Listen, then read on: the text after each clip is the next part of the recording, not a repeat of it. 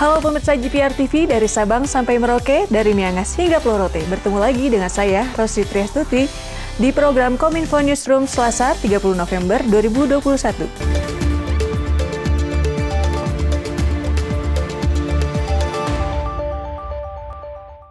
Pemirsa, informasi pertama, Satuan Tugas Penanganan COVID-19 memberlakukan aturan terbaru terkait protokol kesehatan perjalanan internasional pada masa pandemi COVID-19.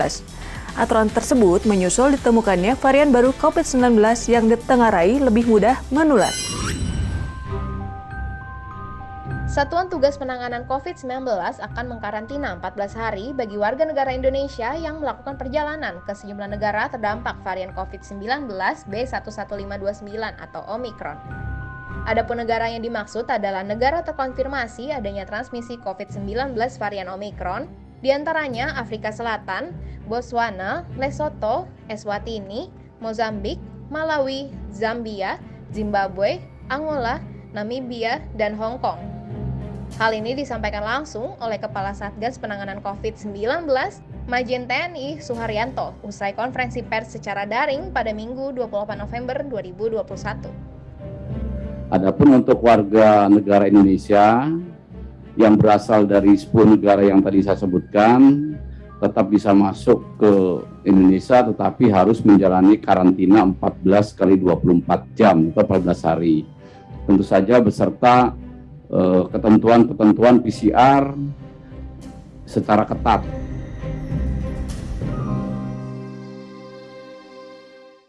Informasi selanjutnya, pemerintah Indonesia terus berupaya mendatangkan vaksin COVID-19 melalui berbagai mekanisme. Langkah ini ditempuh guna memperkuat ketahanan masyarakat akan virus COVID-19.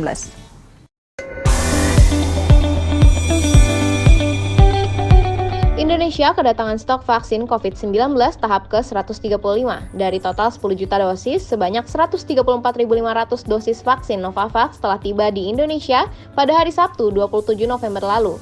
Vaksin tersebut berasal dari Amerika Serikat, tiba di Bandara Internasional Soekarno-Hatta dengan menggunakan pesawat kargo Emirates Airlines.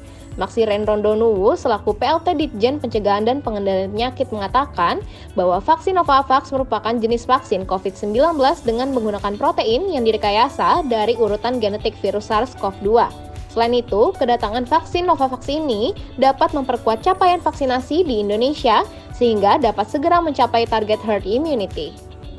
Saat ini kita akan menjemput kedatangan vaksin Novavax yang akan datang dari rencana 10 juta yang akan datang hari ini sebanyak 134.500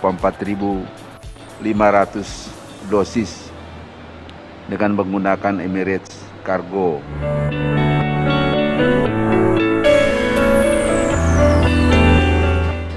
Pemirsa, pemerintah menambah jajaran produk vaksin guna meningkatkan program vaksinasi nasional. Vaksin Novavax asal Amerika Serikat dipilih dengan efikasi mencapai 96,4%.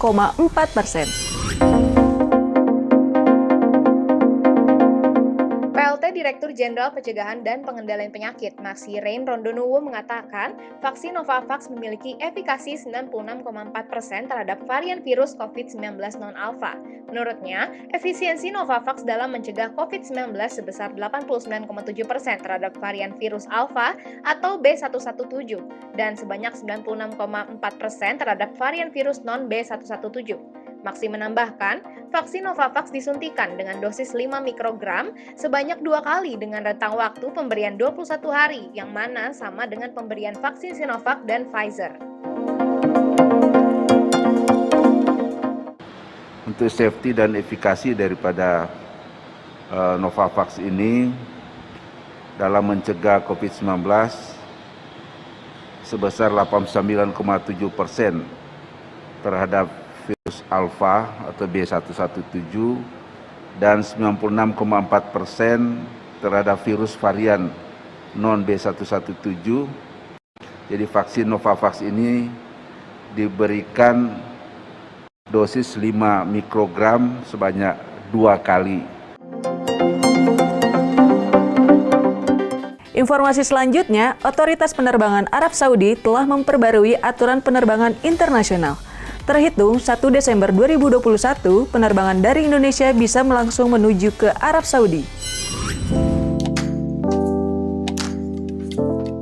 Menteri Agama Yakut Khalil Qomas menyambut baik aturan baru yang diterbitkan Otoritas Penerbangan Arab Saudi, General Authority of Civil Aviation atau GCA, tertanggal 25 November 2021.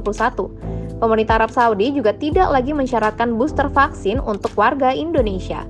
Meski begitu, pihaknya meminta warga Indonesia untuk tetap mematuhi protokol kesehatan yang berlaku di Arab Saudi. Adapun penerbangan dari Indonesia diperbolehkan langsung ke Saudi dengan ketentuan bagi orang-orang yang memiliki izin tinggal di Arab Saudi, baik mukimin atau ekspatriat. Hal ini disampaikan langsung oleh Menteri Agama Yakut Khalil Qomas di Bandara Internasional King Abdul Aziz Jeddah jelang kepulangannya ke Indonesia pada Kamis 25 November 2021.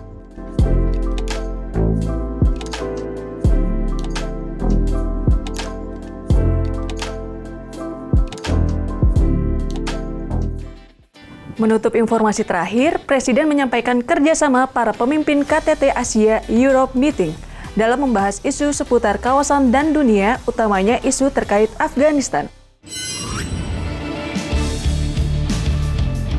Dalam pertemuan KTT ke-13 Asia Europe Meeting secara virtual pada 25 hingga 26 November 2021, Presiden Joko Widodo meminta negara Asia dan Eropa mencermati perkembangan yang terjadi di Afghanistan.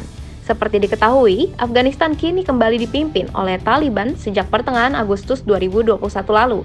Dari situasi tersebut, ancaman kelaparan pun melanda Afghanistan, serta ancaman krisis kemanusiaan dan peran ulama di Afghanistan.